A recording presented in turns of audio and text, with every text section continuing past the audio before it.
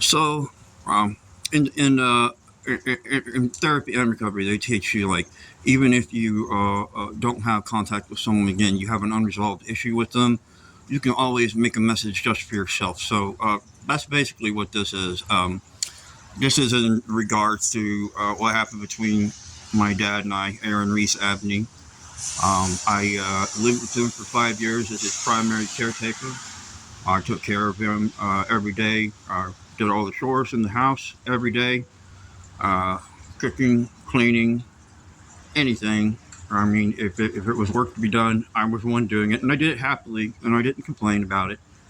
Unfortunately, after mom died, he got a lot darker in his thought processes, and also there may have been some other issues going on that I don't know about because he would never seek the help that he needed, even though he was encouraged to do so by more than one person and still refused to. Um, he became very verbally and verbally abusive to the point of to the point where it got really bad. It got really bad. I'm not going to come out and give any examples, but I was there. I know what happened. Um, and uh, I did the best I could. I think in some part I was doing it to try to redeem myself for all the bad that I had done in my life prior. So I thought maybe, maybe I can do some good and help him. But when I did that, I put myself in a position I wasn't expected, that I wasn't expecting. Um, over the years, I got beat down and I started developing many different uh, issues that I had not had before. Um, I tried to reason, I tried to talk, I tried to work out, I tried to love. I did everything I possibly could for him. I do not hate him, um, but especially if you deal with mental illness, sometimes you have to learn to set boundaries.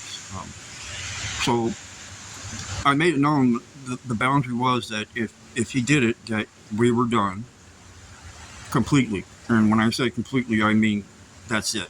No more talking, no more seeing, no more nothing.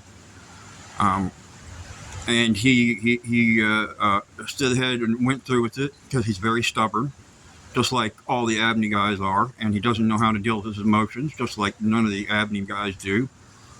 At least none of the older ones, for that matter. But he would at times get a little physical as well.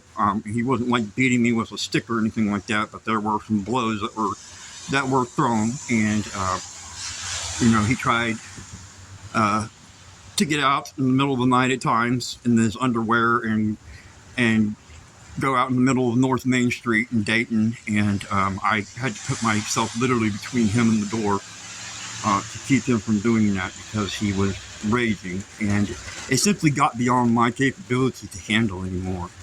I was at severe risk for relapse, going back into heroin use at that point, and at the end there, I didn't even know how beat down I was until months later when I had gotten out of the situation and I was able to breathe for the first time in years because there was a lot of pressure and a lot of negativity and a lot of it was designed to make me feel guilty and to reinforce his victim complex, his martyr complex, which he takes everything and makes it about himself. He personalizes everything. He never takes responsibility. He's never wrong. He has never apologized for any of the terrible things he says. And regardless of what he says now and who he says it to, I know what was said. God knows what was said. He knows what was said. Okay, so between the three of us, we all know what was said, all right? So the boundary was crossed. I stated the consequences. The consequences are he doesn't get to have me in his life anymore. Maybe that statement sounds selfish, but if you fuck over somebody that's completely loyal to you for no good damn reason other than you're just a miserable son of a bitch, then You don't deserve that person. You don't deserve me. And so we're done. You know, like I said, I don't hate you. I don't even. I hope things even go all right for you. I hope you have a good rest of your life. But I'm not going to ruin it. I don't love you anymore.